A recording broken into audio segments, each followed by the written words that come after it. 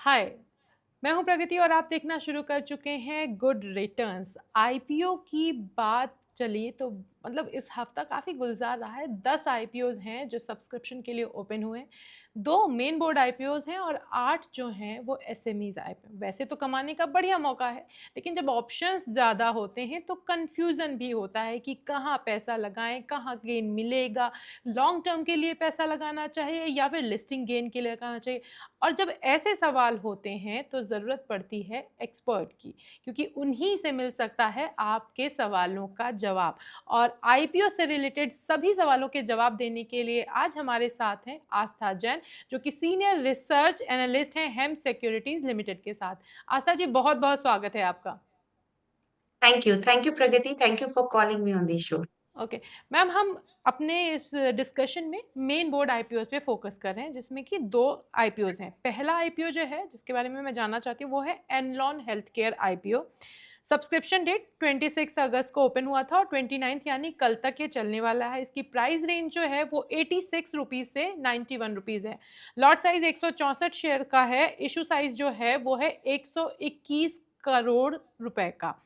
Minimum investment जो है इसके लिए चाहिए होगी 14,924 रुपए और जीएमपी रेट जो है वो 5 रुपए से ज़्यादा का दिखा रहा है। पूरे स्टॉक में जो आईपीओ का है उसमें 75% जो है क्यूआईबीज के लिए इन रिजर्व है और 15% जो है वो एनआईआईज के लिए और रिटेल इन्वेस्टर्स के लिए 10% का हिस्सा रखा गया। अब मैं ये जानना चाहती हूँ कि आपका इस आईपीओ के बारे में क्या है? आपने क्या रिसर्च किया और आपको क्या लगता है कितना पैसा मतलब लगाना चाहिए, कितने टाइम के लिए, क्या लिस्टिंग गेन मिलेगा और जीएमपी क्या इंडिकेट कर रहा है? गुड आफ्टरनून प्रगति। देखिए प्रगति, अगर मैं एनलॉन हेल्थ केयर कंपनी के आईपीओ की बात करूँ तो ये कंपनी जो है केमिकल मैन्युफैक्चरिंग कंपनी है। और ये जो मैन्युफैक्चरिंग करती है वो एकदम high purity advance pharmaceutical intermediate करती है। इनका जो मेन प्रोडक्ट है उसका नाम है आइसोप्रोफेन सोडियम डिहाइड्राइड। और ये जो प्रोडक्ट है ये किस चीज के काम में आता है? जो भी हमें पेन होता है या इन्फ्लेमेशंस होते हैं रिगार्डिंग आर्थराइटिस वगैरह हो, तो उन सबके ट्रीटमेंट में काम में आता है ये प्रोडक्ट। तो ये जो कंपनी है बेसिकली केमिकल मैन्युफैक्चरिंग कंपनी है और इनके प्रोडक्ट्स फार्मास्यूटिकल कंपनीज को भी जाते हैं और दूसरे सेट ऑफ कंपनीज को भी जाते हैं। तो जिसमें पर्सनल केयर भी आता है, एफएमसीजी भी आता है। अब अगर मैं इस कंपनी के फाइनेंशियल्स की बात करूं तो फाइनेंशियल परफॉर्मेंस मुझे यहाँ पे ठीक ठाक लगी।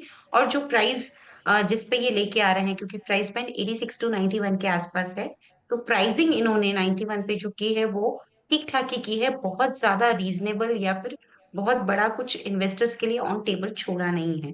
तो सब जो हमारी पूरी एनालिसिस और सब तथ्यों को जो हमने पूरा मिलाया, तो हमारा जो इस पे राय निकल के आती वो ये है कि आप इस पे सब्सक्राइब कर सकते हैं। छोटे मोटे लिस्टिंग गेन होने की ही उम्मीद करें, कोई बड़े लिस्टिंग गेन होने की उम्मीद ना करें। और लॉन्ग टर्म के लिए अगर रखना हो उस हिसाब से लगाएं। तो राय साफ यहाँ पे यही है कि जिनका नजरिया सिर्फ लिमिटेड लिस्टिंग गेन का है और लॉन्ग टर्म का है, वो इस आईपीओ में अपना पैसा लगा सकते हैं। तो अगर आप इस आईपीओ को अपने रडार पर रख रहे हैं, यानी आप चाहते हैं कि इसमें अप्लाई करें, तो ये बात आपको ध्यान रखनी होगी, कंपनी के फिनेंसेस ठीक हैं, जैसा कि आस्था जी ने अपनी रिसर्च में बोला। लेकिन बात यहाँ पर यह है कि अगर लिस्टिंग गेन आपका फोकस है तो वहाँ पर बहुत ज़्यादा नहीं, एक लिमिटेड गेन ही मिलेगा, लेकिन लॉन्ग टर्म में कंपनी आपको प्रॉफिटेबल हो रख सकती है, मतलब आपको अच्छा रिटर्न मिल सकता है।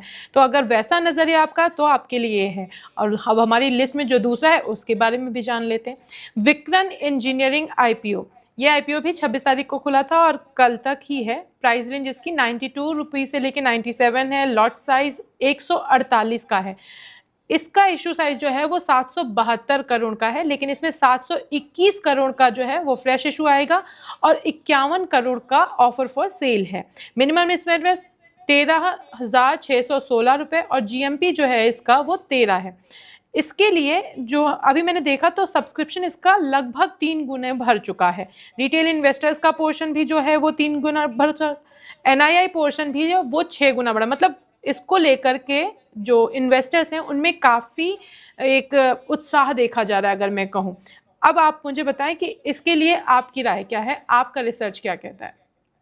देखिए, विक्रांत इंजीनियरिंग कंपनी जो है basically fast growing EPC company जिसे हम बोलते हैं, engineering procurement and construction company है। और इनकी जो फास्ट ग्रोइंग है वो किस टर्म्स में है, रेवेन्यू की टर्म्स में। जो इन्होंने FY 23 से 25 रेवेन्यू ग्रो करे हैं, वो ग्रोथ इनकी आई थिंक इनकी कंपेटिटर्स से भी काफी अच्छी खासी है। तो ग्रोथ इसकी काफी अच्छी है। जो ये इंडस्ट्री में काम में करते हैं, इंजीनियरिंग ईपीसी कंपनी है, तो इस इंडस्ट्री में जो ग्रोथ आती है एवरेज, उससे कहीं ज्यादा ग्रोथ इनकी है। अब अगर मैं इसके फाइनेंशियल्स की बात करूं, फाइनेंशियल परफॉर्मेंस यहाँ पे बेहद अच्छी लगी मुझे। सबसे बढ़िया पॉइंट मुझे इस कंपनी का क्या लगा कि इनकी ऑर्डर बुक काफी मजबूत है।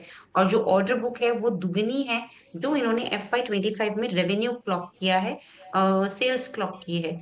तो दुगनी अगर ऑर्डर बुक ऑलरेडी कंपनी की है, तो आगे के सालों की यहाँ पे बिल्कुल रेवेन्यू की विजिबिलिटी दिखती है कि वहां पे कोई रेवेन्यू की जो विजिबिलिटी है, वहां पे कोई दिक्कत नहीं है। दूसरी तरफ देखिए तो पैन इंडिया प्रेजेंस है, और इनका सप्लाई चेन भी काफी काफी अच्छा लगा। सो ये कंपनी मुझे पसंद आई। और प्राइसिंग इन्होंने जो की है, क्योंकि प्राइस बैंड 92 to 97 है, तो 97 के प्राइस पे ये 32 प्राइस टू अर्निंग मल्टीपल पे आ रहे हैं, जो कि ठीक ठाक प्राइसिंग बोल सकते हैं एज कम्पेयर टू कंपेटिटर्स। तो सभी तथ्यों को मिला के या सभी पैरामीटर्स को अगर हमने यहाँ पे जोड़ा, तो मुझे लगता है ये एक अच्छा आईपीओ साबित हो सकता है। यहाँ पे सब्सक्राइब करिए, लिस्टिंग गेन भी होने की पूरी उम्मीद है, और लॉन्ग टर्म के लिए भी बढ़िया कैंडिडेट है।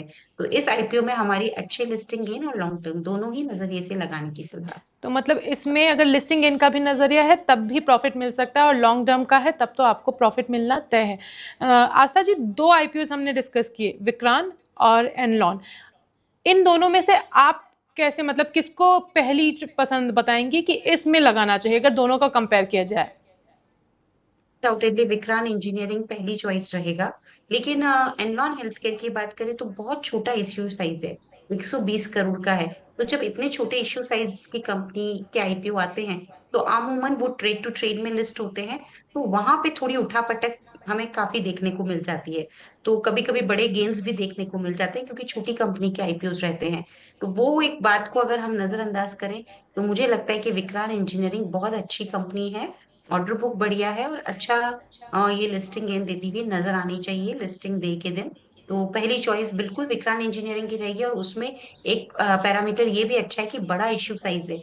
बड़ा साइज होता है तो अलॉटमेंट के चांसेस बढ़ जाते हैं, क्योंकि नंबर ऑफ शेयर्स जो अलॉटमेंट के लिए सेट किए जाते हैं वो भी ज्यादा होते हैं। एज कम्पेयर टू छोटा इश्यू का साइज है, तो डेफिनेटली वह नंबर ऑफ शेयर्स इतने लिमिटेड हो जाते हैं कि वहाँ अप्लाई करने वाले तो बहुत होते हैं, लेकिन शेयर्स अलॉटमेंट में काफी लिमिटेड आते हैं। तो अलॉटमेंट के चांसेस कैसे हैं वो भी हमें देखना पड़ता है। तो विक्रांत में अलॉटमेंट के चांसेस एज कम्पेयर टू एनलॉन काफी बेटर रहेंगे, क्योंकि वो 700 करोड़ का इश्यू साइज है, जबकि ये 120 करोड़ ही है। तो विक्रांत आईपीओ जो है वो आस्था जी की पसंद है। सबसे पहली बात तो उसमें लिस्टिंग गेन अच्छा होने की उम्मीद है, और कंपनी के लिहाज से भी उनका है, और साथ ही साथ है अगर आप अप्लाई करते हैं तो अलॉट होने के चांसेस विक्रांत इंजीनियरिंग के साथ ज़्यादा है। आस्था जी, वैसे हम एक एक करके डिस्कस नहीं करेंगे, लेकिन 8 आईपीओज आ रहे हैं एसएमई में, मतलब काफ़ी बज़ इनका भी है। तो अगर मैं पूछूं कि कोई एसएमई आईपीओ है जो आपको पसंद आया, या जहाँ पर लग रहा हो कि ये वाला पोटेंशियल है कि यहाँ पर लगा देना चाहिए पैसा? एक्चुअली प्रगति, मैं यहाँ पे एक बात कहना चाहती हूँ, क्योंकि हम लोग हेम सिक्योरिटीज भी एसएमई आईपीओ में मर्चेंट बैंकर्स के तौर पे काम करते हैं। तो रेगुलेटरी पर्पज से हम लोग अलाउड नहीं है एसएमई आईपीओ पे एडवाइस करने के लिए। तो इसके लिए मैं एसएमई आईपीओ पे कोई यहाँ पे एडवाइस नहीं दे पाऊंगी, मैं उसके लिए क्षमा चाहती हूँ। बट रेगुलेटरी कारण है, तो वो एक कारण की वजह से हम लोग मेन बोर्ड के आईपीओ को ही ट्रैक कर सकते हैं, एसएमई आईपीओ पे अपनी राय प्रकट नहीं कर सकते। Okay, no issue ma'am, thank you so much हमें अपना टाइम देने के लिए। धन्यवाद। धन्यवाद Pragati, thank you so much for calling me on the show. तो अगर आप भी कंफ्यूज थे कि किस आईपीओ में पैसा लगाना चाहिए, कहाँ पर लिस्टिंग होना हुआ, तो मुझे उम्मीद है कि इस डिस्कशन से आपको मदद मिली होगी, और आपको समझ में आया होगा कि कहाँ पर किस तरह का मूवमेंट लेना है। थैंक यू सो मच हमें यहाँ तक देखने के लिए।